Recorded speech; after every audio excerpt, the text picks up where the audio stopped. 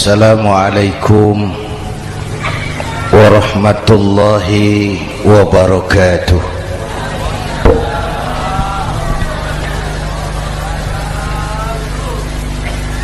Alhamdulillahi wa kafa,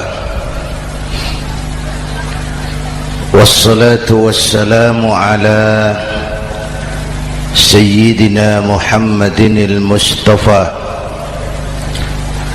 wa ala alihi wa ashabihi ahli sidqi wal wafa, amma ba'd. Para ulama, para habaib, para masyayikh yang saya muliakan, yang terhormat Bapak Kapolres dan Bapak Dandim, Sahibul Bait, segenap keluarga besar Pondok Pesantren Raudhatul Muta'allimin Al-Aziziyah, bapak-bapak, ibu-ibu, hadirin hadirat ma'asyiral muslimin yang saya cintai. Saya bersyukur dapat menghadiri haflah Maulidin Nabiil Karim, dan saya bangga dan terharu dengan keberadaan Pondok Pesantren Raudhatul Muta'allimin Al-Aziziyah ini. Sekarang ini banyak orang bisa memberi contoh, tapi sedikit orang bisa menjadi contoh. Memberi contoh itu mudah, tapi menjadi contoh itu yang sulit. Oleh karena itu, pada kesempatan ini kita ingin mengambil contoh bagaimana Rasul melaksanakan perjuangan. Apa modal utamanya? Saya sampaikan 3 sajalah, mudah-mudahan selesai 10 menit.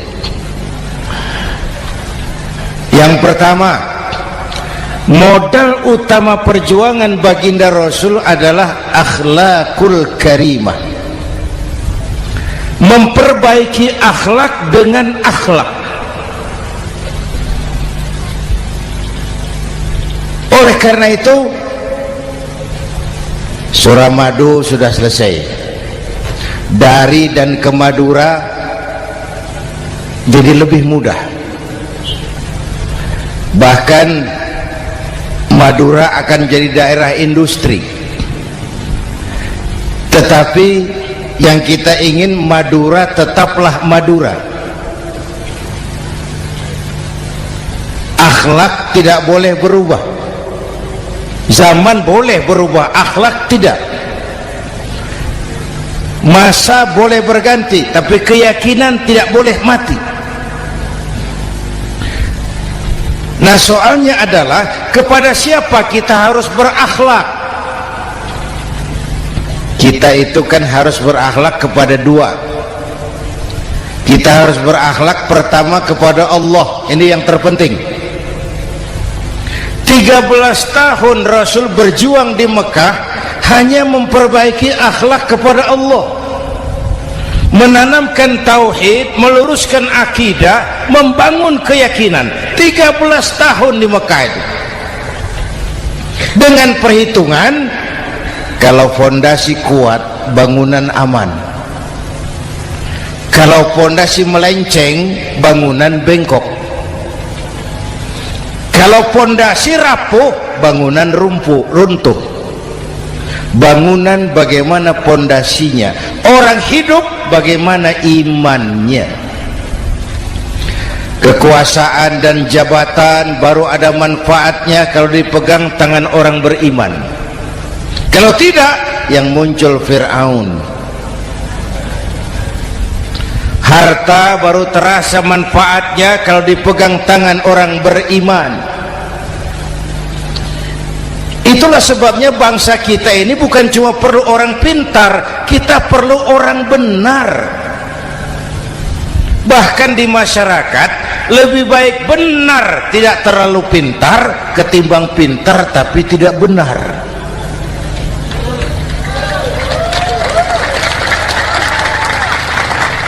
Kalau sudah pintar tidak benar, rusak rakyat itu Pak. Disuruh ngurus beras malah nimbun beras, ya. Disuruh ngurus laut jadi bajak laut. Disuruh ngurus hukum, bikin hukum seperti pisau, tajam ke bawah, tumpul ke atas. Kalau yang kecil salah, hukum cepat-cepat ditegakkan. Yang besar salah, diam pura-pura tidak mengerti. Itu yang melukai rasa keadilan.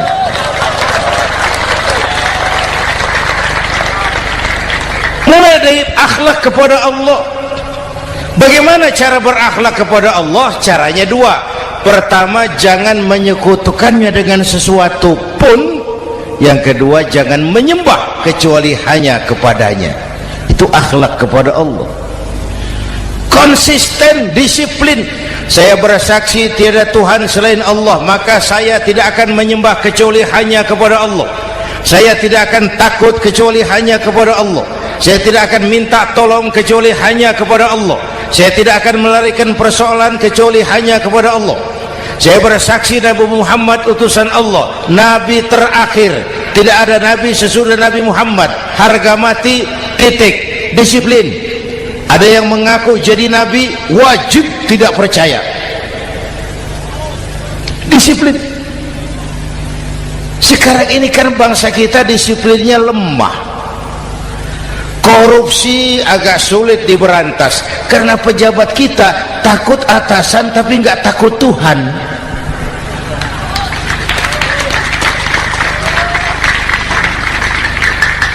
Itu sama dengan anak muda naik sepeda motor ngebut, lampu merah jalan terus, di stop sama polisi. Break. Iya Pak. Minggir. Siap. SIM ada Pak. SNK ada Pak. Tahu kau lampunya merah? Tahu Pak. Kenapa lewat terus? Saya nggak tahu, ada Bapak. Itu disiplin kita. Tenang benar jawabnya, kayak orang nggak salah itu.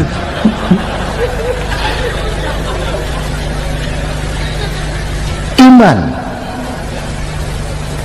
Apalagi belakangan ini saya sering bilang gini Pak, ini humor tapi agak tasawuf.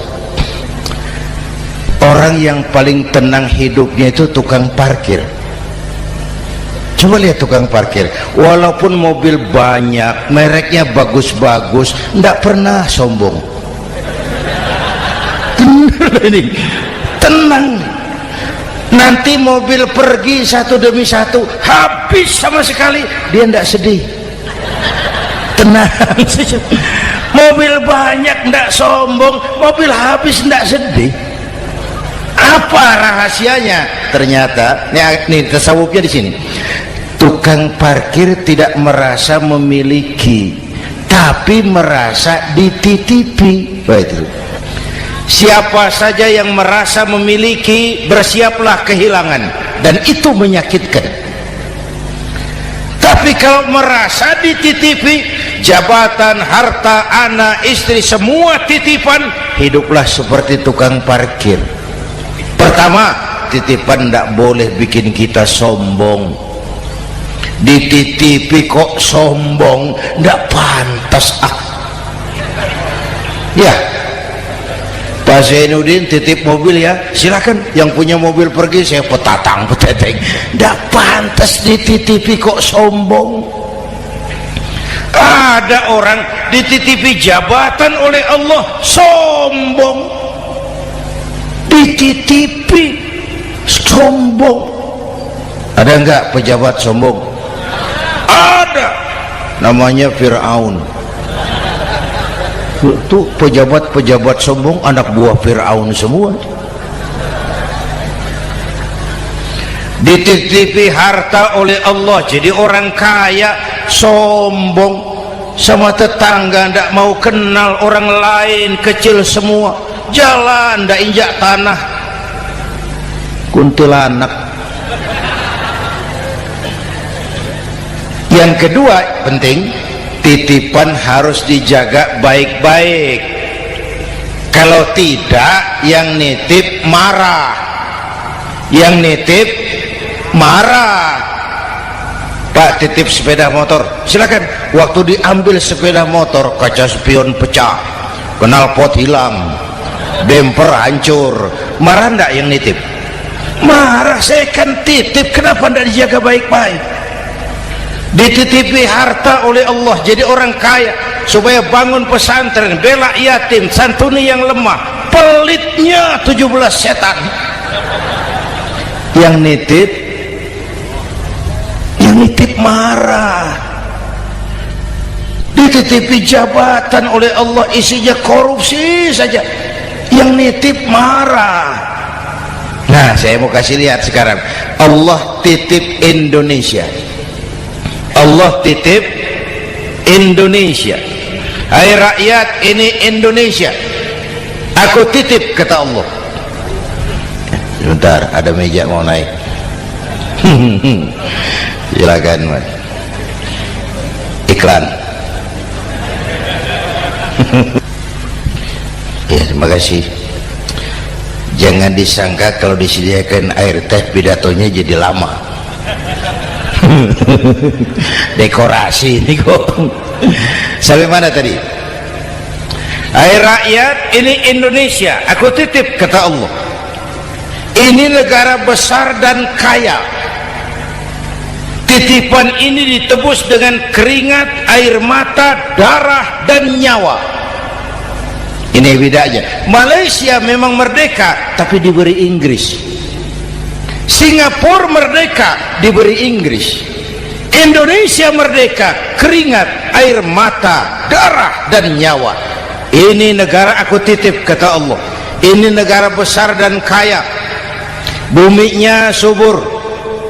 Di atas perut buminya segala tanaman hidup. Di bawah perut buminya ada gas, minyak, batu bara. Lautnya kaya, hutannya kaya. Kekayaan negeri ini harus digunakan bagi sebesar-besar kemakmuran rakyat. Itu amanat konstitusi. Disalahgunakan, dikorupsi, yang nitip marah. Yang nitip marah. Kalau dia marah, dia suruh makhluknya yang lain negur. Siapa? Merapi, Bromo, anak Krakatau. Itu Merapi demo, Pak. Kalau kita rakyat demo, anak buahnya Pak Danres turun. Tapi kalau Merapi demo, siapa yang mau ngatasi? Mbak Marijan. Selesai. Sekarang Mbah Marijan sudah kumpul sama Mbah Surip di alam barzah, dia sudah ketemu dia. Kata Mbah Surip, tenang Mbah Marijan, tak gendong, aman sudah. Aman sudah. Saya mau bilang Merapi itu makhluk, Krakatau itu makhluk, Bromo itu makhluk. Tidak mungkin makhluk bergerak dengan sendirinya, pastilah ada yang menggerakkan. Maka baik-baiklah sama yang bikin angin supaya bertiupnya sesuai keperluan. Baik-baik dengan yang bikin air supaya datangnya sesuai kebutuhan. Baik-baik sama yang bikin gunung supaya meletusnya pelan-pelan.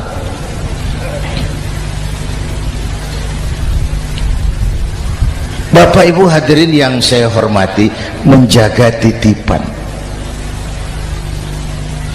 Jangan menyembah kecuali hanya kepadanya. Jangan menyekutukannya dengan sesuatu pun.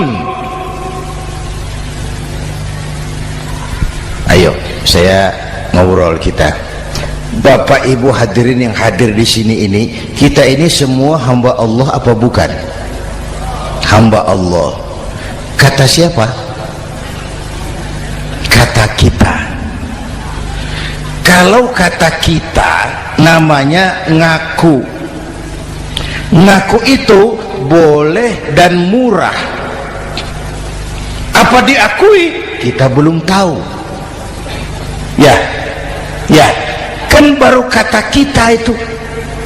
Dan tidak otomatis kalau kita bilang saya ini hambamu ya Allah, lalu Allah jawab iya ya. Tidak, wong itu kan kata kita. Saya hamba Allah, kata saya. Berapa banyak orang perbuatannya, ucapannya berkata saya hamba Allah, perbuatannya menyatakan dia hamba setan, hamba nafsu, hamba dunia, budak jabatan. Tidak sesuai ucapan dengan perbuatan. Jadi hamba Allah itu nggak mudah, digojlok, diuji. Coba lihat, yang jelas diakui sebagai hamba itu baru satu yang kita peringati ini, baginda Nabi. Allah mengakui kapan? Waktu menceritakan Isra dan Mi'raj. Apa yang dipakai kalimat? Subhanallazi asra bi'abdih.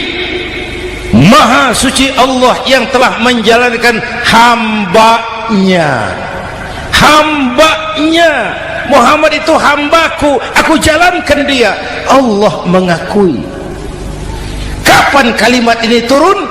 Setelah Nabi digojlok, ditempa, digembleng, diuji, difitnah, dicaci maki, dilontari kotoran unta, sahabat-sahabatnya dibantai.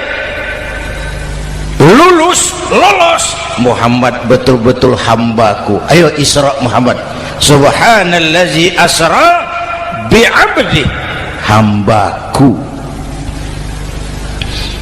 Jadi kalau mau jadi hamba Allah ya diuji, digojlok, digembleng. Nah, mari kita lihat kehambaan baginda Nabi. Orang yang paling bersih hatinya Rasulullah. Orang yang paling baik akhlaknya Rasulullah. Orang yang dosanya sudah mendapat jaminan ampun Rasulullah. Tapi Rasulullah kalau sholat malam bengkak kakinya karena rajin sujud. Hati bersih, akhlak terbaik, dosa sudah diampuni. Tapi kalau sholat malam kakinya bengkak karena rajin sujud. Saya tahu di sini juga banyak yang kakinya bengkak. Cuma urusannya apa, itu urusan masing-masing. Pada tingkat seperti itu Rasulullah, saya perlu Allah, saya perlu Allah, saya perlu Allah. Yang 100 tahun kita bangun selesai oleh gempa 3 menit. Ya, yang 100 tahun kita bangun ternyata selesai oleh gempa 3 menit. Kita perlu Allah, kita perlu Allah. Makanya musibah itu kan kalau menimpa orang baik-baik namanya ujian. Kalau menimpa orang setengah baik itu paruh-paruh, yang bikin malaikat bingung. Sholat rajin, maksiat tekun, baca Quran mau, fitnah orang hobi, ngaji nyolong jalan terus. Untung di sini nggak ada yang begitu. Di Jakarta banyak. Di sini insya Allah sama. Jakarta. Orang separuh-separuh seperti itu kalau dapat musibah itu namanya teguran, bukan ujian. Kenapa ditegur? Lalai. Nah, kalau orang jahat dapat musibah itu namanya persekot. Uang muka tanda jadi. Kontannya nanti di akhirat. Kalau diuji bukan saja harus sabar tapi harus lulus. Kalau ditegur, introspeksi, perbaiki yang kurang, kurangi yang memang berlebihan. Bertali-tali, bersambung-sambung musibah ini, dan musibah kalau datang tidak pernah memilih, tidak pernah memilih. Bapak Ibu hadirin yang saya muliakan, jadi mari yang pertama jaga akhlak kita kepada Allah. Jangan menyekutukannya dengan sesuatu pun, jangan menyembah kecuali hanya kepadanya. Sekarang kan musim entertain, orang pandai membangun pencitraan, orang pinter bikin bungkusan. Sekarang ini kiai sama dukun tipis bedanya. Bener Pak, pemburu hantu pakai sorban, pakai gamis, nanti kiai pakai helm. Atribut sudah kacau sekarang ini, siapa pakai apa, siapa mau jadi apa, tidak jelas. Sementara masyarakat kita memang agak kutil, kurang teliti, cepat heran, gampang kagum. Pernah terjadi satu saat tabrakan di jalan, keras sekali, korban jatuh berlumur darah, dikerubungi orang banyak. Datang wartawan mau ambil gambar dari dekat, sulit, banyak sekali orang ngerubung. Dia cari akal, tolong saya dikasih jalan ke dekat korban. Orang menoleh semua. Saudara siapa? Saya bapaknya korban, katanya. Dia mengaku bapaknya korban. Ya orang minggir semua, minggir, ada bapaknya korban. Orang minggir semua, dia maju ke depan korban. Sampai di depan korban pucat mukanya itu wartawan. Kenapa? Yang ketabrak anak monyet, Pak. Dia sudah ngaku bapaknya korban.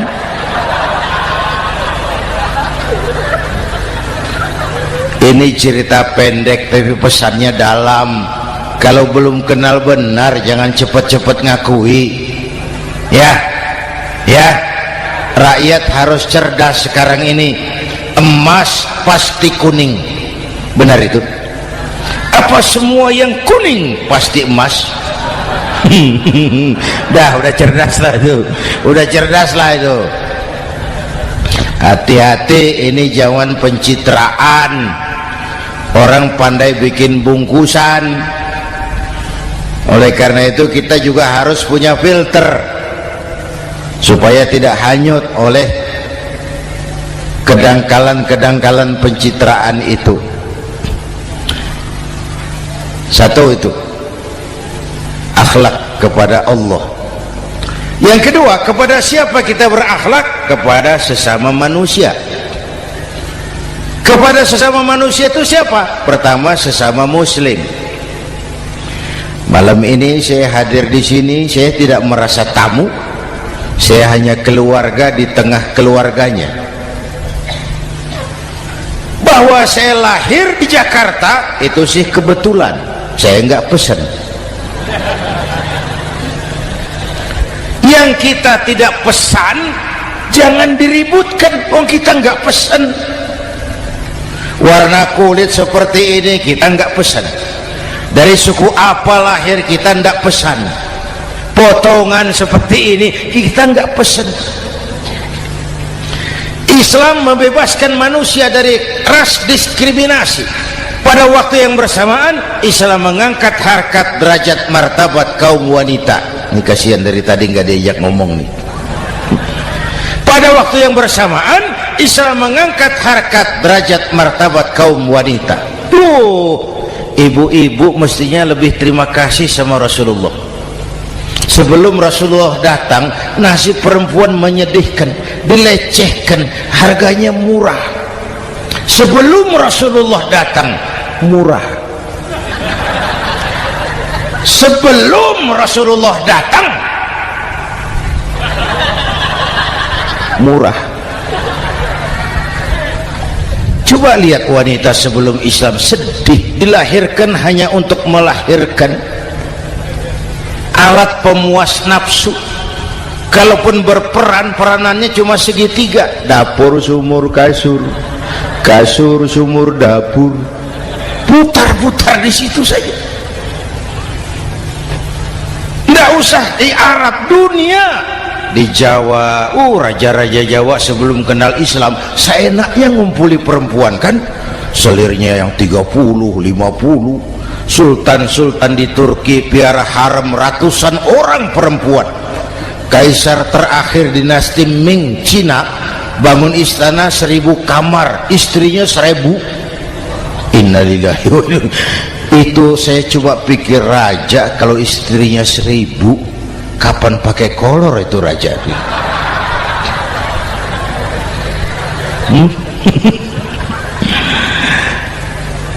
Rasulullah datang terenyuh, an-nisa imadul bilad, perempuan jangan diperlakukan begitu, perempuan tiang negara, kalau baik perempuan baik negara, kalau rusak perempuan hancur negara.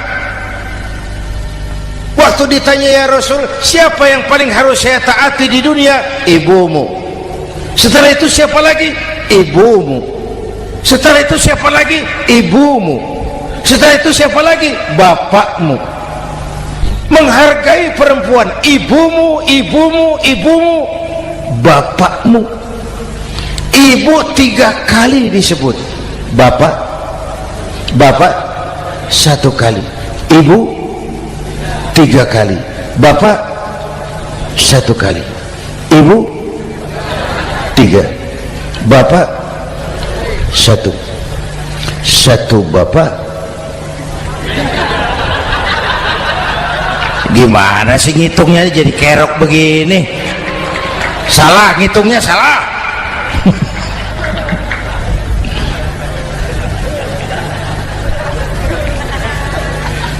Lalu dicairkan kehidupan kemasyarakatan di masjid. Masya Allah, masjid itu pendidikan demokrasi betul. Pertama, siapapun masuk masjid copot sandal, buka sepatu. Benar itu? Ini masyarakat yang mau kita bangun. Tidak ada warga negara kelas 1, semua sama. Lurah masuk masjid buka sepatu, rah. Camat masuk masjid buka sepatu, mat. Gubernur masuk masjid buka sepatu, Nur. Nikmatnya masyarakat masjid, nikmatnya masyarakat masjid. Coba binatang saja harganya tidak sama toh. Sapi yang mahal, yang gemuk, betul, karena harga sapi pada dagingnya. Makin gemuk sapi makin mahal harganya. Tapi ada burung perkutut lebih mahal dari sapi, padahal dagingnya sedikit, betul. Kenapa harganya lebih mahal dari sapi? Harga perkutut suaranya. Di mana harga manusia yang paling gemuk? Silahkan bersaing dengan sapi. Maaf.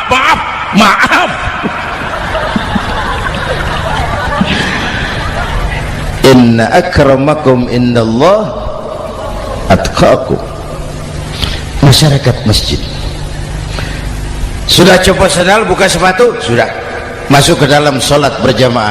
Kalau sudah ke dalam sholat berjamaah, tidak pernah kita usil dari mana orang datang, yang penting kemana dia menghadap. Itu masyarakat masjid. Dari mana kamu? Dari kidul, Pak, madhab ngulon. Kamu dari mana? Dari lor, Pak, madhab ngulon. Kamu dari mana? Dari kulon, madhab ngulon juga. Ini kan konsep bineka tunggal ika. Dari manapun orang datang, apapun warna kulitnya, dari suku apapun ia dilahirkan, kalau akidahnya sama, itu saudara kita. Lalu sholat berjamaah. Apa itu? Hidup bermasyarakat, berbangsa dan bernegara. Harus ada imam, harus ada makmum. Kenapa? Ini saya harus agak hati-hati, pakai sarung angin ini. Apa tadi ngomong apa saya? Sholat berjamaah, bermasyarakat, berbangsa dan bernegara. Ada imam, ada makmum. Siapa makmum? Kita ini rakyat. Siapa imam? Para pemimpin negara. Apa bedanya? Imam harus dipilih, makmum nggak usah. Coba baca kitab fikih yang setebal apapun, nggak ada bab pemilihan makmum. Nggak usah, makmum nggak usah dipilih. Orang buta boleh jadi makmum, orang bisu boleh jadi makmum, tukang mabuk boleh jadi makmum, tapi tidak tiap orang boleh jadi imam. Imam harus dipilih. Siapa yang jadi imam? Pertama, a'lamuhum, orang yang paling alim di kampungmu angkat jadi imam. Yang paling alim, bukan yang paling tua. Yang paling alim, tahu urusan, punya konsep, punya visi dan misi, mengerti negara ini mesti dibawa kemana, jalan keluarnya apa, angkat jadi imam. Pak, ada dua orang Pak, alimnya sama, yang mana yang dipilih? Kalau ada dua orang alimnya sama, kata Nabi, afsahuhum, yang lebih fasih lidahnya. Apa artinya fasih? Nyambung sama rakyat, tahu apa yang dimaui rakyat, nyambung. Tidak sah orang fasih bermakmum kepada imam cedal.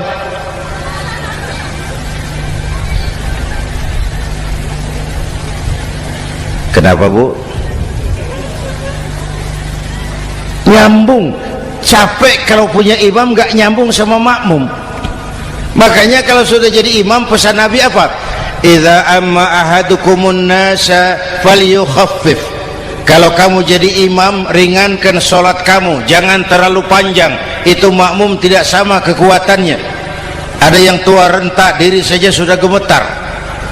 Ada makmum yang punya darah tinggi, kalau sujud lama kepalanya sakit. Ada makmum yang sudah janji habis sholat mau terima uang.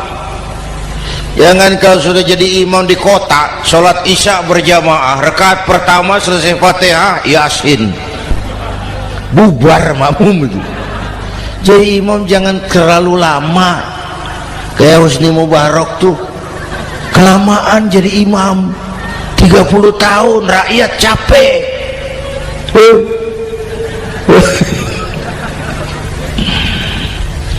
Bapak Ibu hadirin yang saya hormati, nah masyarakat Islam ini loyal, taat, setia. Kapan? Kalau imamnya benar.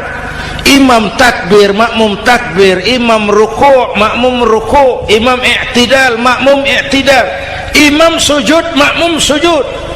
Tapi masyarakat Islam tidak buta. Imam keliru, makmum wajib menegur. Ya, bagaimana negurnya? Mestinya ruku', imam sujud. Wah, keliru ini. Subhanallah, kan gitu. Itu aturan main. Tidak boleh imam keliru, makmum emosi, main pegang, mam, hoi salah, hoi, kacau sholat.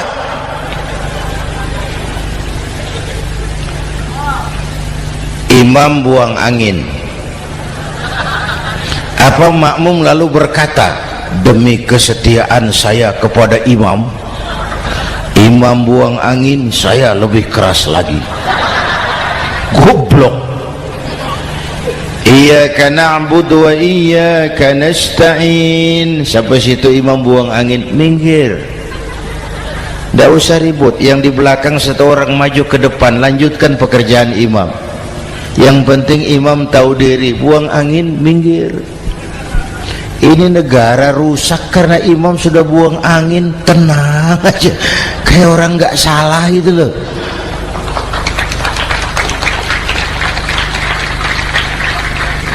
Selesai sholat dikasih tahu, imam tadi buang angin ya sedikit. Apa kalau nggak sedikit lalu nggak rusak sholat itu? Nah, dalam berjaga akhlak kepada sesama, ayo kita jaga kesatuan, persatuan, kerukunan, kekompakan. Ini pesantren Radhatul Muta'allimin Al-Aziziyah, ini aset kita. keberadaannya, pengembangannya, kelangsungannya, bukan sekedar tanggung jawab pengurusnya, tanggung jawab kita sesuai dengan bidang dan kemampuan masing-masing. Yang punya jabatan bantu dengan wewenangnya, yang punya harta bantu dengan uangnya, yang punya tenaga bantu dengan tenaganya, yang bisa doa bantu dengan doanya, yang tidak bisa apa-apa bantu dengan diam. Diam saja lumayan loh itu membantu.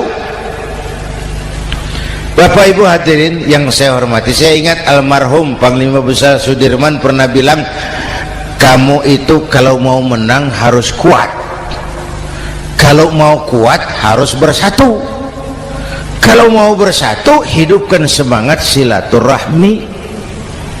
Mau menang harus kuat, mau kuat harus bersatu, mau bersatu hidupkan silaturahmi. Bapak Ibu hadirin, rukun antar umat seagama.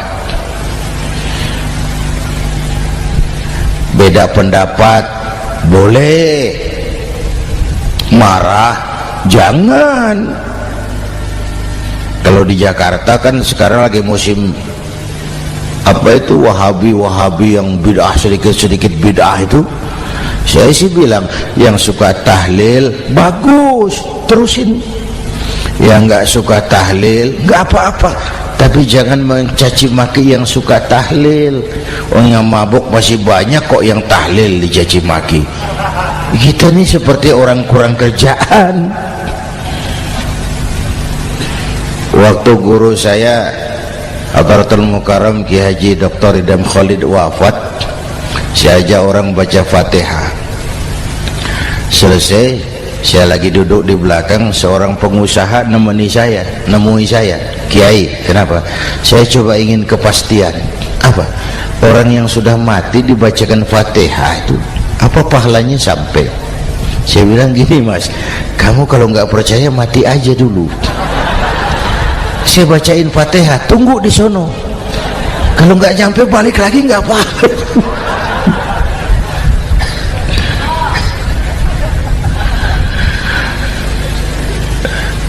Depan rumah saya itu ada masjid, Pak, pakai beduk seperti itu. Ada teman saya Kiai pakai beduk masjidnya. Iya pakai, kan Rasulullah tidak pakai. Tidak, memang bid'ah tuh. Oh, siapa bilang? Beduk itu bukan agama, itu budaya, tanda masuk waktu. Bukan manggil orang sholat. Manggil orang sholat pakai azan, tanda masuk waktu. Itu hebatnya Wali Songo, pakai beduk. Kalau nggak mau pakai beduk boleh, teriak-teriak juga boleh, Pogreb, Pogreb, boleh. Tapi Wali Songo kan bijaksana, pakai beduk saja, sekali pukul satu desa dengar. Itu bijaksananya dakwah Wali Songo. Kalau beduk dianggap bid'ah, miskin kita. Itu budaya. Seperti sepeda motor, itu budaya. Kalau nggak mau pakai beduk boleh, teriak-teriak juga boleh, Pogreb, Pogreb, boleh. Tapi Wali Songo kan bijaksana, pakai beduk saja, sekali pukul satu desa dengar. Itu bijaksananya dakwah Wali Songo. Kalau beduk dianggap bid'ah, miskin kita. Itu budaya. Seperti sepeda motor, itu budaya. Kalau beduk dianggap bid'ah, sepeda motor bid'ah tuh Rasulullah nggak pakai, jual, beliin unta.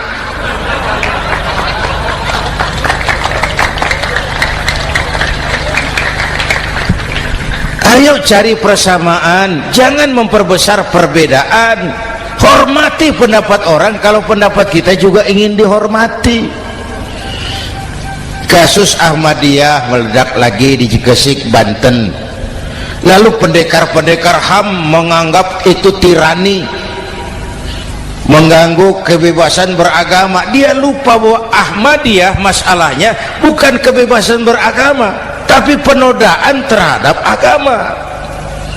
Kalau kebebasan beragama sih umat Islam welcome. Orang mau Hindu, mau Buddha, mau Kristen bebas memilih agamanya masing-masing. Tapi ini kan Ahmadiyah lain, ngakunya Islam tapi ada nabi lagi sesudah Nabi Muhammad, namanya Mirza Ghulam Ahmad, asal dari India. Saudara hadirin yang saya hormati, ini yang prinsip penodaan terhadap agama. Kalau nggak ngaku Islam nggak masalah. Supaya mau aman caranya cuma dua, Ahmadiyah jadi agama sendiri, karena Malaysia sudah melarang, Brunei sudah, Rabitoh Alam Islami menyatakan aliran sesat, Saudi Arabia melarang pengikut Ahmadiyah pergi bikin haji dan dianggap non muslim. Cuma memang pemerintah kita nggak tegas. Kalau dari dulu dinyatakan dilarang, nggak akan ada lagi kasus-kasus seperti itu.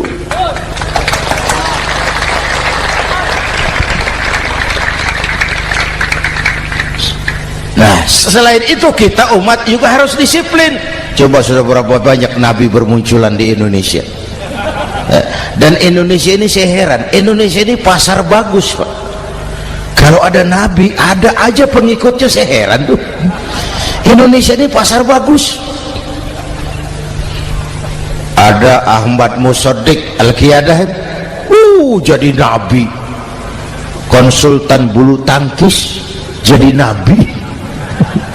Dapat wahyunya di Bogor. Ditangkap polisi 4 tahun. Muncul lagi di Bandung, namanya Sayuti, tukang cukur, ngaku dapat wahyu jadi nabi, ditangkap polisi lagi 2 tahun.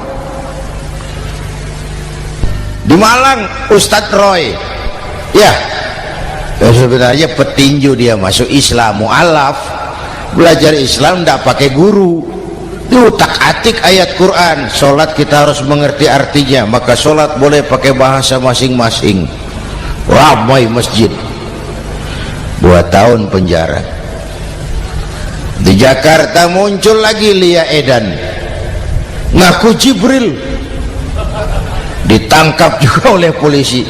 Kita salut sama polisi kita lah, bukan cuma teroris, Jibril ditangkap, Pak Kapolres. Saya bilang sama teman-teman polisi, untung dia ngaku Jibril, Pak. Coba kalau dia ngaku Israel, lebih gawat itu.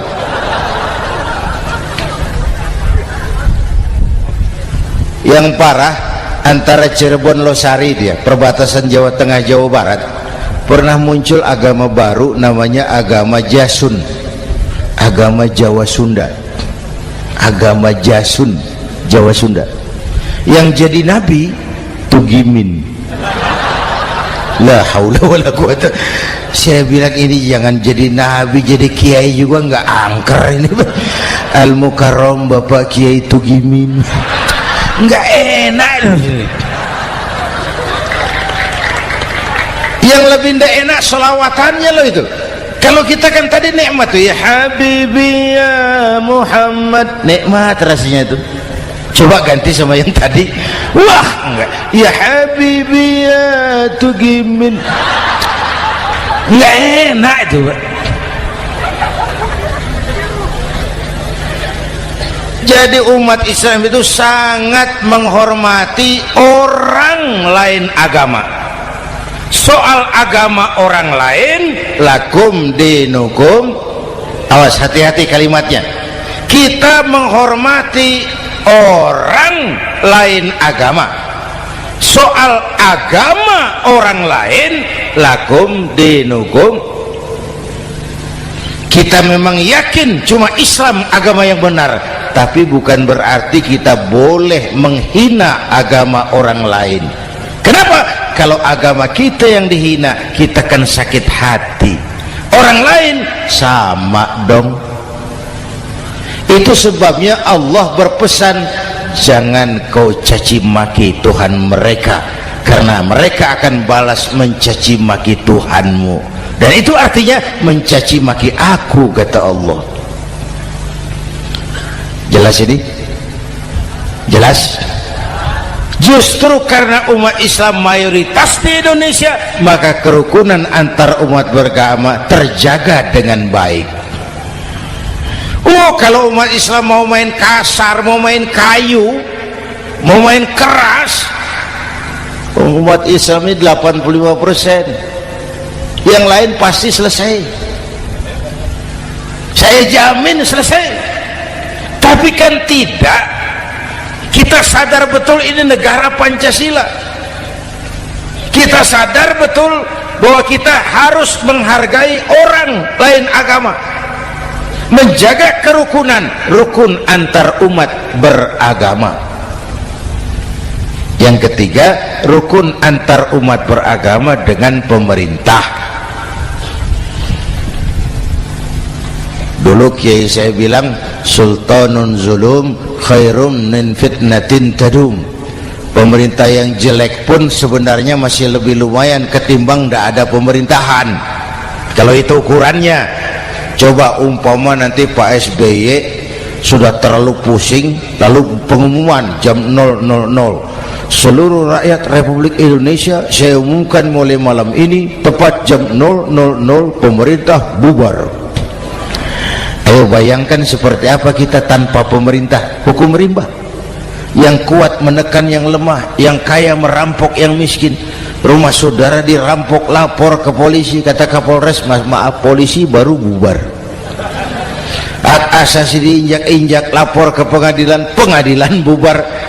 Masih ada pemerintah saja yang kuat suka menekan yang lemah, apalagi kalau tidak ada pemerintah. Karena itu ulama dan umara dua pilar utama. Kalau kuat keduanya, kuatlah masyarakat. Kalau rapuh keduanya, maka rapuhlah juga masyarakat. Bapak Ibu hadirin yang saya hormati, ini yang kedua, kita harus berakhlak kepada sesama. Yang ketiga, kepada siapa kita harus berakhlak?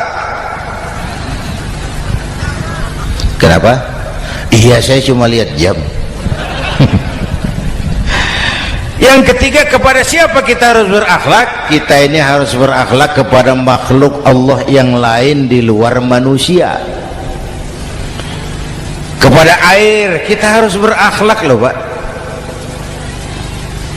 Saya dulu remaja ngaji fikih, kiai ngajar makruh buang air kecil di tanah yang berlubang. Saya protes, kenapa makruh kiai? Pertama, untuk kesehatan, siapa tahu di lubang yang kau kencingi ada gas beracun. Kalau tidak kiai, kalau tidak maka artinya kau harus melindungi binatang yang ada di dalam lubang. Siapa tahu di lubang yang kamu kencingi ada semut sedang rapat membahas masalah Mesir. Apa dosanya lalu mati dikencingi? Ini namanya rahmatan li semut. Bapak Ibu hadirin yang saya hormati, ada hadis sederhana, faiza zabahtum fa ahsinu zibhata. Kalau kamu menyembelih hewan, sembelihlah dengan cara yang terbaik. Jangan nyembelih ayam pakai pisau tumpul, itu namanya tidak berperi kebinatangan. Kepada ayam kita berakhlak, kepada pohon kita berakhlak, kepada air kita berakhlak. Kenapa sekarang alam tidak seramah dulu? Karena kita juga tidak ramah kepada alam. Kenapa sering terjadi banjir? Karena tempat air kita kurangi. Dia bingung mau ke mana.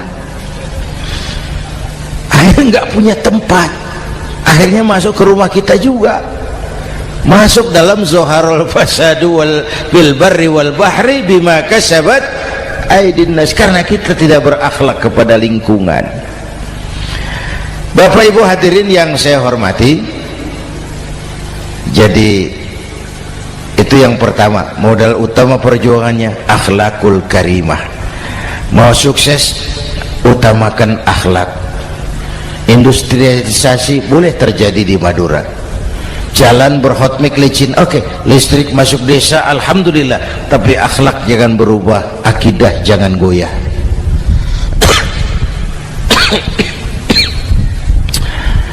Teknologi tidak bahaya, yang bahaya orang yang menggunakannya. Wayang itu yang namanya cepot, itu bisa selawat badar kalau yang megang Anom Suroto. Cepot bisa selawat badar kalau yang megang Anom Suroto. wayang bagaimana dalangnya, teknologi bagaimana orang yang menggunakannya. Satu. Yang kedua, yang kita contoh dari baginda Rasul, beliau itu sejak kecil tidak dimanjakan, Pak. Lahir ke dunia tidak sempat melihat wajah bapak. Umur 6 tahun ditinggal ibu. Umur 9 tahun ngembala kambing, berniaga ke Syam. Syam itu Syria sekarang. Umur 9 tahun bisnis lintas negara dari Saudi ke Syria. Remaja tidak dimanjakan, kerja keras, peras keringat, banting tulang, tidak ada pekerjaan halal yang hina. Lahir pribadi yang tegar, mental yang tahan banting, manusia yang tidak cengeng karena sejak kecil ditempa oleh kesulitan. Jadi gini, orang itu kalau biasa susah, ketemu susah, tidak kaget, Pak. Mentalnya kuat. Saya santri biasa makan kangkung, datang ke rumah teman dikasih kangkung, loh makanan saya ini, dikasih daging ayam, nambah. Orang tuh kalau biasa susah enak.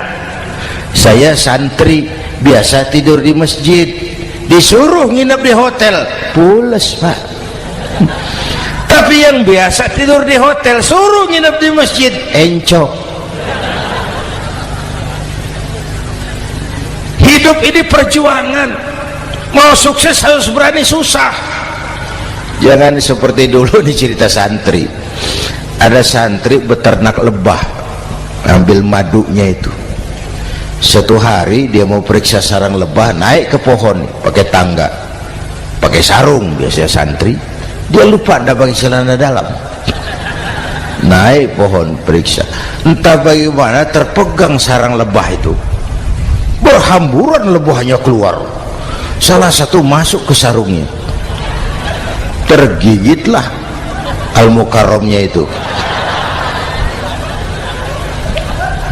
Dia menjerit, aduh, jatuh berguling ke bawah. Sudah lama jatuh, dia buka sarungnya, dia lihat bengkak. Karena bengkak kan jadi besar, senang juga dia. Dia berdoa, ya Allah, hilangkan sakitnya, biarlah bengkaknya. Ini kan, ini doa orang nggak konsekuen. Bengkak dan sakit itu paket. Mau bengkak ya harus berani sakit. Masa sakitnya bengkaknya mau, sakitnya nggak mau. Itu satu itu. Yang kedua, kita ini sering kalau punya cita-cita sering seperti rapat tikus. Satu hari sekelompok tikus rapat paripurna tikus untuk mengantisipasi bahaya kucing. Bagaimana supaya kucing itu jangan lagi mengganggu kita. Akhirnya ada yang mengusulkan begini, bagaimana kalau di leher kucing kita gantungkan lonceng, supaya kalau dia datang dari jauh suaranya sudah kedengaran dan kita bisa lari menyelamatkan diri. Wah, cerdas dia. Setuju, setuju semua. Setuju, setuju, setuju, bagus. Nah, oke. Waktu pembicaraan dilanjutkan, tikus mana yang mau menggantungkan lonceng ke leher kucing? Rapat bubar. Setuju, akur. Iya, iya. Waktu kerja selesai. Bapak Ibu hadirin yang saya hormati, terutama anak-anak saya, para santri, remaja, pemuda. Hidup ini persaingan. Bapakmu tamat SD, nak kau sarjana. Bapakmu cuma jadi RT, nak kau camat. Bapakmu tukang tambal ban, kau harus punya pabrik ban. Anak saya pertama dulu, saya titip mondok di Tebuireng. Tahun pertama pulang saya kontrol, sini kau, apa hasilmu setahun di pesantren? dia sodorkan saya sebuah piagam penghargaan juara lomba pidato di pondoknya. Saya heran, ini anak di rumah jarang ngomong, kok bisa jadi juara pidato? Saya tanya, kamu bisa pidato, apa yang dipidatoin? Dia bilang, kan kaset ayah dihafalin gitu. Ya saya ketawa juga, waktu itu dia masih anak-anak. Baiklah, tapi apa cita-citamu? Saya kepengen seperti ayah. Wah, kau ini salah. Kalau aku ayahmu di matamu menurutmu hebat, mestinya kau 10, 100, 1000 kali lebih hebat dari orang-orang yang kau anggap hebat, karena tantanganmu akan lebih berat dari tantangan yang aku hadapi sekarang. Kalau kau sama dengan aku, kau ditinggalkan zaman karena kau tidak mampu menjawab tantangan zamanmu. Bapak Ibu hadirin yang saya hormati, persaingan tajam, tantangan makin berat. Oleh karena itu diperlukan semangat yang dicontohkan Nabi. Kerja keras, peras keringat, banting tulang. Tidak ada pekerjaan halal yang hina. Sejak kecil ditempa oleh kesulitan. Asal jangan seperti saya tadi ngobrol sama teman-teman, sekarang ini di negara kita banyak politisi miskin negarawan. Pejabat-pejabat kadang-kadang kalau melihat rakyat tuh komentarnya nggak berpihak kepada rakyat. Saya ingat waktu Mentawai dihantam gempa, Nias hancur, infrastruktur hancur, rumah rakyat luluh lantak. Ketua DPR Pak Marzuki Ali bilang, bagaimana itu rakyat? Ya itu resikonya punya rumah di pinggir laut. Waduh, ini bukan komentar pemimpin, rakyat lagi susah kok dibilang kayak gitu. Saya prihatin dengan ucapan kayak gitu. Waktu cabai 100.000, di sini berapa sekarang? Sama ya. Waktu cabai mahal, ada pejabat bilang, rakyat suruh nanam cabai aja di halaman rumahnya. Ini kan nggak solutif dan nggak cerdas. Cabai naik, rakyat suruh nanam cabai. Nanti beras naik, rakyat suruh nanam padi. Yang saya khawatir kalau telur mahal, apa rakyat suruh bertelur gitu? Ini kan nggak cerdas dan nggak solutif. Bapak Ibu hadirin yang saya hormati, apalagi tadi sudah saya bilang di awal, kita ini bangsa yang ditempa oleh kesulitan. Mau merdeka saja dengan keringat, air mata, darah dan nyawa. Kita tidak boleh cengeng menghadapi kesulitan ini. Tegar, tahan uji, tahan banting, dan seterusnya. Itu hal yang kedua. Yang ketiga, terakhir, Rasulullah itu sosok yang ibadahnya luar biasa. Tadi sudah saya jelaskan sebagian. Ibadahnya luar biasa. Ayo kita bantu keamanan negeri kita ini. Dengan apa? Istighfar. Wa ma kana Allahu mu'adzibahum wa hum yastaghfirun. Allah tidak akan turunkan bencana selagi di tengah mereka masih banyak orang-orang yang istighfar. Rasulullah yang dosanya sudah diampuni sehari 100 kali istighfar. Ayo kita ngobrol ini. Pak, saya ini Zainuddin ini, kalau mengharap masuk surga dengan amal yang saya kerjakan sendiri, rasa-rasanya tipis harapan. Bener. Sholat saya berapa banyak saya tahu, sedekah saya berapa duit saya tahu, dosa saya berapa banyak saya tahu. Lalu saya baca sejarah, Nabi Adam dosanya 1, makan buah khuldi, dikeluarkan dari surga. Nabi Adam dosanya 1, dikeluarin. Kita dosanya banyak, kepengen masuk. Ini nggak nyambung ini. Nabi Adam dosanya 1, dikeluarin dari surga. Kita dosanya banyak, kepengen masuk. Nggak nyambung. Apa Apa yang bikin saya besar hati?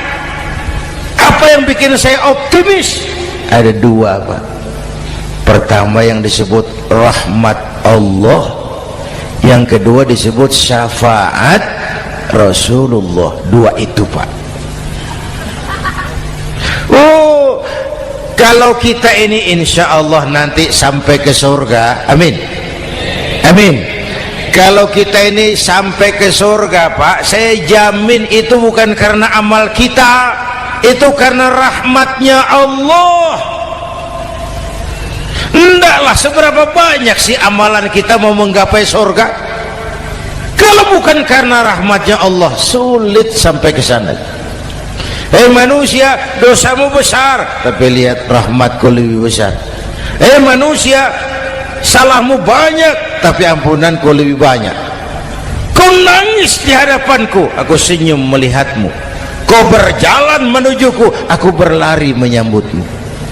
Istighfarnya sehari 100. Lalu ada hadis qudsi, inni la ahammu bi'adzabi ibadi. Kadang-kadang aku pengen turunkan azab, bencana kepada manusia, tapi ketika aku melihat 3 perkara, murkaku surut, bencana aku tarik kembali. Coba perhatikan hadis kursi ini. Allah mau marah hendak jadi, bencana ditarik, musibah diangkat. Kenapa? Ada yang meredam murka Allah. Allah enggak jadi marah. Siapa? Pertama, suyukhan rukka. Aku lihat orang-orang tua tengah malam sujud sambil berlinang air mata, nangis di hadapan Allah. Itu kita hutang jasa loh, Pak, sama orang-orang yang tengah malam sujud nangis di hadapan Allah. Lihat yang begitu Allah tidak jadi marah.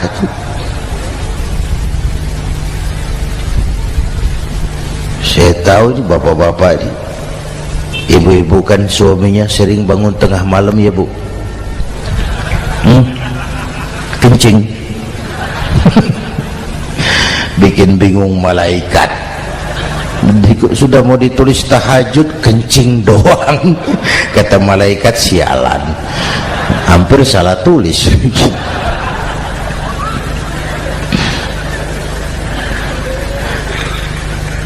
Aku lihat orang tua tengah malam sujud sambil berlinang air mata. Lalu aku lihat bayi-bayi tanpa dosa masih menyusu, sibyanan rudda. Bayi-bayi tanpa dosa masih menyusu, suci bersih, belum ternoda. Wa bahaiman rudda. Dan aku lihat binatang ternak melata mencari makan, kambing mudah cari rumput. Alam terjaga keasriannya. Bagaimana bencana nggak mau nambah? Kita mengamalkan hadisnya juga terbalik. Yang diminta itu orang tua tengah malam sujud, bayi tanpa dosa nyusu. Sekarang bayi tanpa dosa dibuang ke tempat sampah gara-gara orang tua tengah malam nyusu.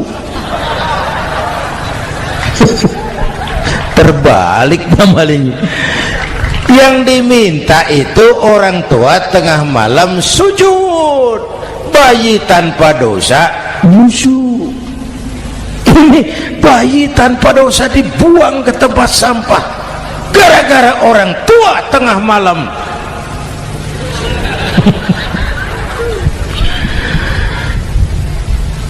Bapak Ibu hadirin yang saya hormati, rahmat Allah kita perlu. Yang kedua, syafaat Rasulullah. Mari saya cerita syafaat sedikit. Ini sudah jam 00:05 ya. Ini kalau hitungan Indonesia ini sudah ganti hari, Pak. Jadi inilah ceramah terpanjang di dunia. Bayangkan saya pidato dari hari Selasa sampai hari Rabu.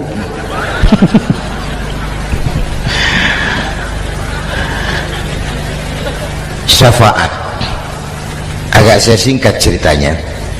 Nanti itu, Pak, setelah alam ini hancur sehancur-hancurnya, bumi gempa, gunung meletus, air laut tumpah ke darat, halilintar menyambar, planet-planet bertabrakan, semua yang hidup mati bareng tanpa persiapan, termasuk malaikat. Malaikat mati, yang tinggal cuma Allah sendirian. Yang lain hancur semua, tinggal Allah sendirian. Allah patroli, berseru-seru, limanil mulkul yaum, ahai, siapa penguasa hari ini? Mana Fir'aun yang ngaku Tuhan? Nongol kalau memang Tuhan. Mana Abrahat, mana Namrus, mana itu Benito Mussolini, mana itu Adolf Hitler, mana itu Hosni Mubarak? Penguasa-penguasa yang ngaku berkuasa, nol kalau memang penguasa. Gak ada yang jawab, Pak, semua sudah rebah. Allah lalu berkata, la ilaha illa ana. Ternyata tidak ada Tuhan lain selain aku. Allah sombong waktu itu. Kalau Allah sombong itu pantas. Hadis kursi mengajarkan al-kibriya'u libasi, sombong itu pakaianku, kata Allah. Cuma aku yang pantas pakai. Kamu manusia nggak pantas pakai pakaianku, kebesaran. Pakaian Allah mau dipakai, sombong itu pakaian Allah, cuma Allah yang pantas pakai. Nanti itu yang pertama dihidupkan bukan kita, malaikat dihidupkan lebih dulu. Tiupan pertama, malaikat hidup semua, diatur panitia akhirat. Yang nyambut tamu siapa, yang pimpin marawis siapa, Malik siap, sediakan neraka. Aku mau bakar itu bajingan tengik yang waktu di dunia nggak mau sujud, jauh dari ulama, tinggal di masyarakat jadi biang kerok, sama yatim kejam. Sediakan neraka. Baik, Ridwan, iya, sediakan surga. Aku mau balas hamba-hambaku yang waktu di dunia rajin sujud, dekat dan cinta kepada ulama, santun kepada yatim, suka menolong orang yang memerlukan pertolongan. Baik, Jibril, Mikail, iya, ke surga. Untuk apa ya Rabb? Ambil kendaraan bernama Buraq, turun ke alam, cari di mana kubur kekasihku Muhammad, bangunkan dari kuburnya, bawa ke surga. Turun Jibril dan Mikail, cari kubur Nabi. Wong alam sudah hancur-hancuran, jangan cari kuburan, cari bangkalan aja nggak ketemu. Bingung dua-dua. Jibril, sebelah mana kubur Nabi? Nggak tahu Mikail. Lalu dua-duanya sujud mohon pertolongan Allah. Dengan izin Allah terbuka kubur Nabi. Allahumma sholli alaihi wa ala alihi. Bangun dari tidur seperti orang bangun dari kubur, seperti orang bangun tidur. Nabi mengusap mata, menoleh ke kanan Jibril, menoleh ke kiri Mikail. Lalu tanya, ayu yaumin hadza ya Jibril? Ini hari apa Jibril? Ini hari apa? Hadza ma wa'ada ar-Rahman. Ini hari yang dijanjikan Allah Muhammad. Ini kiamat. Kiamat Jibril? Kiamat. Jibril, kalau memang ini hari kiamat, aina ummati? Umat saya mana Jibril? Umat saya mana? Allah Karim, belum pernah saya lihat di dunia ada satu pemimpin yang begini besar cintanya kepada umatnya seperti baginda Rasul. Dari dunia sampai akhirat beliau cinta kita. Dari dunia sampai akhirat beliau bela kita. Bangun dari kubur, tahu hari sudah kiamat, yang pertama ditanya, aina ummati? Umat saya mana Jibril? Kita yang ditanya. Kalau saya yang pertama dibangkitkan dari kubur, lain pertanyaannya. Ini hari apa Jibril? Kiamat Zainuddin. Oh, bini saya mana Jibril? Nabi enggak tanya Khadijah wala Fatimah wala Aisyah, aina ummati, umat saya mana Jibril? Umatmu? Iya, kau manusia pertama yang dibangunkan dari kubur, yang lain masih dikubur. Oh, lalu kita ke surga Muhammad, perintah Allah, perintah Allah. Sampai di surga seperti orang tidak betah Nabi itu, resah, gelisah, mondar mandir, mukanya murung. Yang punya surga kan negur, Muhammad, labbaik ya Rabb. Tidak enak di surga ya? Enak. Kok kamu seperti orang nggak kerasan gitu, resah, gelisah? Kenapa? Saya teringat umat saya ya Allah. Umat saya bagaimana nasibnya? Iya, saya sudah enak di DPR. Salah. Saya sudah enak di surga, gaji cukup, kursi empuk, dapat mobil dinas. Umat saya yang waktu kampanye kepanasan itu gimana nasibnya tuh?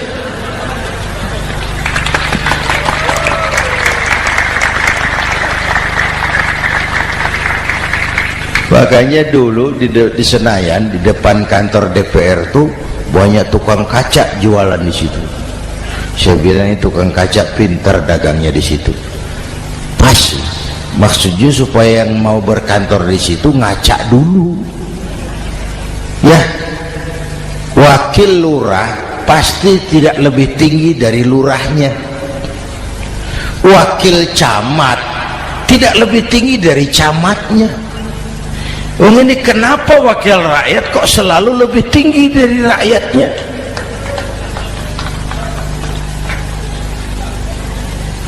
Kan yang memberikan mandat kita rakyat. Kemerdekaan bertujuan mengantarkan rakyat ke gerbang kesejahteraan, lalu rakyat mempercayai tugas itu kepada pemerintah dan wakilnya di DPR. Saya percayakan kamu mengantarkan rakyat ke gerbang kesejahteraan.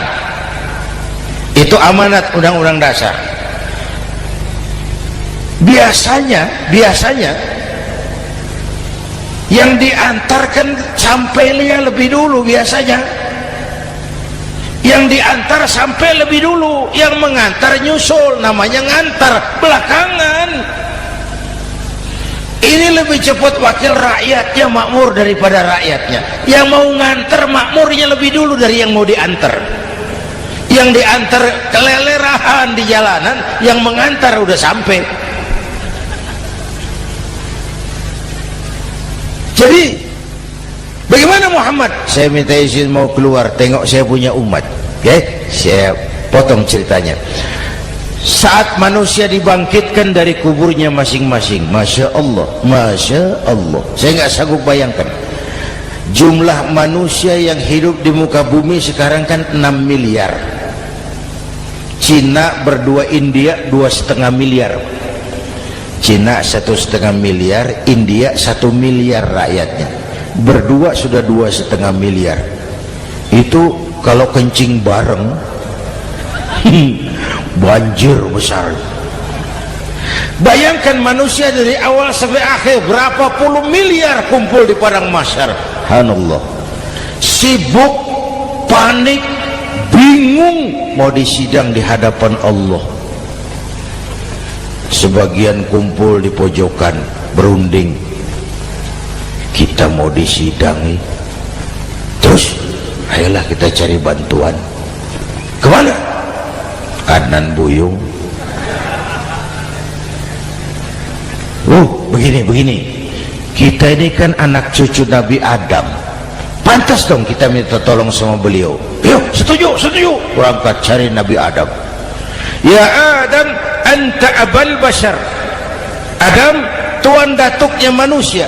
Kami cucu kamu, anak turunan kamu mau disidang. Tolong kami Adam, tolong. Kata Nabi Adam, Quraisy mas, rombongan Jawa aku naik mumet lagi sama Nabi Nuh saja. Nuh bilang tidak bisa, saya juga punya masalah, pernah minta obat ditenggelamkan. Ibrahim barangkali, semua Nabi hand up, angkat tangan. Dikala itu yauma la yanfa'u malun wala banun, di mana harta tidak ada lagi artinya, anak-anak tak jadi beban, tiap orang sibuk dengan urusannya sendiri-sendiri. Saat itu ada satu pemimpin, Allahumma salli alaihi wa ala alihi, diizinkan Allah. Dikala semua nabi yang lain angkat tangan hand up, beliau malah ummati ana laha, ta'ali ummati, ta'ali ummati, umatku sini, umatku sini. Beliau memanggil-manggil umatnya. Yang bagaimana yang dipanggil? Ada hadis, inna ummati ya'tuna yaumal qiyamah ghurran muhajjalin min atharil wudu. Umatku besok di akhirat datang menghadap Allah dengan muka bersinar-sinar karena sering wudu. Sering wudu kan sering sujud, masa cuma wudu tapi enggak sujud? Itu nanti tidak usah mengaku Rasul yang panggil, sini umatku, tapi kalau muka enggak pernah wudu, enggak pernah sujud, merangkak di depan Nabi, saya umatmu ya Rasul. Kata Nabi, umat saya enggak ada yang kumbal gini. Dikala itu beliau berkenan memberikan syafaat. Syafaat itu saudara-saudara, saya pakai sarung, sobek sedikit, syafaat itu nambeli, itu loh. Salat saya kurang sedikit, sedekah saya campur riak sedikit, puasa saya tidak ikhlas sedikit, ditutup dengan syafaat. Saya mau dagang, perlu modal 20 juta, saya punya uang 15 juta, yang 5 juta syafaat. Jadi harus ada modal. Kalau sholat tidak pernah, sedekah tidak pernah, lalu syafaatnya dari mana? Yang dapat tambelan itu yang punya sarung bolong, punya sarung sobek, ditambal dengan syafaat. Lah kalau tidak ada sarung, apa yang mau ditambal? Ya, nah, mudah-mudahan kita semua mendapat rahmat Allah dan mendapat syafaatnya Rasulullah Sallallahu Alaihi Wasallam. Bapak Ibu hadirin, sudah 7:30 lewat 4 jam. Saya pun kangen, tapi hari sudah larut. Insya Allah lain kesempatan kita jumpa lagi. Terima kasih kepada Al-Mukarramun, para ulama, para habaib, pengasuh pesantren Raudhatul Muta'allimin Al-Aziziyah, dan semua yang hadir. Mudah-mudahan yang saya sampaikan ada manfaatnya. Usikum wa iyaya bitaqwallah. Aqulu qawli hadza fa astaghfirullahal azim li wa lakum. Wassalamu alaikum warahmatullahi wabarakatuh.